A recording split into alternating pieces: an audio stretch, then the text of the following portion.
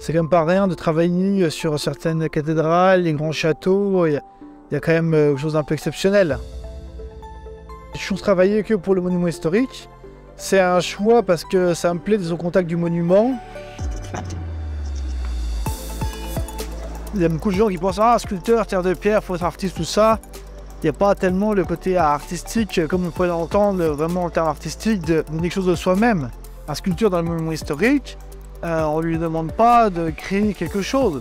On lui demande de reproduire à l'identique une sculpture qui a déjà été faite. C'est pas quelque chose de personnel. On fait quelque chose dans le style de... Il n'y a pas de parcours trop tracé pour la sculpture comme on pourrait penser pour certains corps de métier. Donc c'est plutôt des approches personnelles.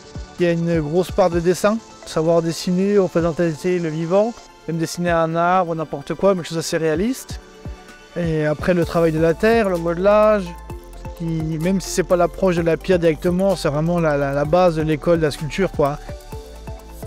Les professionnels ont aussi l'habitude de prendre des jeunes qui ont ce bagage-là du dessin, du modelage, qui ont une approche de la sculpture, et après de vraiment les former au métier un petit peu dans l'entreprise.